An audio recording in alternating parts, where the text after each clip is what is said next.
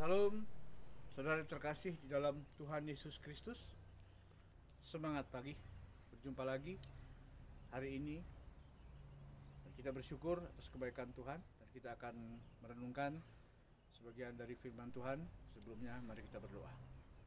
Maha besar Engkau Allah Bapa yang bertahta di surga, pencipta langit dan bumi, dan yang mengasihi kami di dalam Tuhan Yesus Kristus yang menebus segala pelanggaran dan dosa kami, sehingga kami layak untuk senantiasa hidup dalam kasih karunia-Mu. Bahkan hari ini kami boleh bangun dengan tubuh yang sehat karena kemurahan Tuhan. Sebentar kami akan menikmati firman-Mu, berkati hati dan pikiran kami, supaya kami benar-benar Tuhan mampukan di dalam kuasa Roh Kudus-Mu menjadi pelaku firman. Di dalam Tuhan Yesus Kristus, amin. Saudara terkasih, hari ini hari yang Tuhan izinkan kita masih ada hari ini, sebagaimana kita ada suatu kebaikan Tuhan. Dan hari ini kita akan membuat tema tetaplah berdoa. Renungan kita hari ini adalah tetaplah berdoa. Doa adalah komunikasi kita dengan Tuhan. Tetaplah berdoa. Satu ayat dari 1 Tesalonika 5 ayat 17 yang dalam Alkitab itu cukup hanya dua kata, tetaplah berdoa. Tetapi maknanya sungguh dalam. Karena doa merupakan komunikasi kita dengan Tuhan. Doa adalah napas hidup orang percaya. Doa adalah ungkapan isi hati kita kepada Tuhan, dan di dalam doa itu juga Tuhan akan memberi jawaban kepada kita. Nah, di dalam doa kita bertekun di dalam doa. Paulus mengatakan tetaplah berdoa. Banyak yang harus kita doakan dalam hidup ini. Banyak yang harus kita syukuri. Di dalam doa kita memuji kebesaran Tuhan. Di dalam doa kita mengucap syukur kepada Tuhan. Melalui doa kita juga minta pengampunan atas dosa kita, pelanggaran kita kepada Tuhan. Dalam doa juga kita mengadukan pergumulan, persoalan, permasalahan kita kepada Tuhan. Melalui doa lah kita berkomunikasi dengan Tuhan. Tapi Paulus mengatakan tetaplah berdoa, berarti ada ketekunan di situ. Karena manusia tidak lepas dari masalah. Mungkin ada istri yang berdoa, mendoakan suaminya supaya berubah. Karena suaminya mungkin mabuk, ya penyakit segala hewan ada padanya. Tapi istri tetap berdoa untuk suaminya. Mungkin juga suami tetap berdoa, mendoakan istrinya. Mungkin penghasilannya istrinya lebih tinggi sehingga lebih dominan, istrinya tidak peduli kepada rumah tangga. Atau mungkin istrinya itu tidak berkenan kepada mengurus rumah tangganya, bermasalah, rumah tangga yang bersama bermasalah. Tetap berdoa, tetaplah berdoa.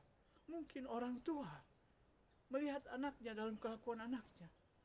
Mungkin anaknya ketergantungan narkoba. Mungkin anaknya sedang dalam kegiatan kriminalitas.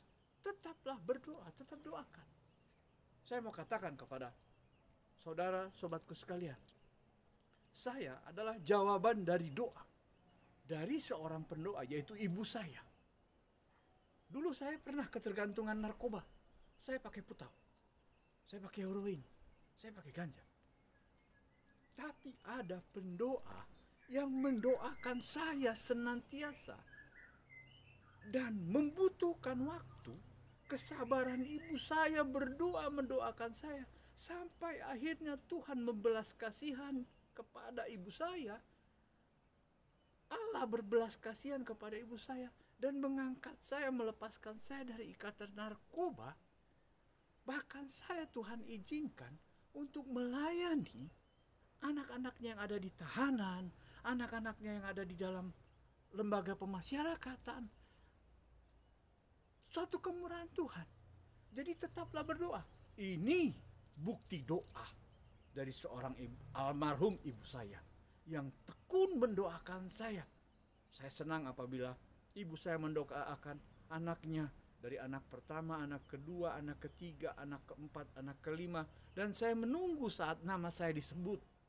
Samuel, Tuhan, kuserahkan ke dalam tangan-Mu. Sekalipun waktu itu saya ketergantungan narkoba. Jadi apapun masalah apapun masalah saudara dan saya, mengadulah kepada yang maha kuasa, mengadulah kepada pencipta alam semesta dan pencipta kita, mengadulah kepada Tuhan Yesus Kristus di dalam doa. Maka kamu dan saya, kita semua, saudara dan saya akan melihat bagaimana sesuatu yang mustahil akan menjadi nyata, dan itu adalah mukjizat. Mukjizat terjadi karena ada pergumulan dan permasalahan. Semangat, tetaplah berdoa. Semoga hari ini Tuhan memampukan kita untuk menyenangkan hatinya melalui doa-doa kita. Salam dari saya, Samuel Sihite. Apabila saudara dan sobatku sekalian diberkati, silahkan bagikan. Jangan lupa di-subscribe dan nyalakan loncengnya agar renungan-renungan berikutnya boleh saudara dan sobatku sekalian nikmati. Tuhan Yesus memberkati.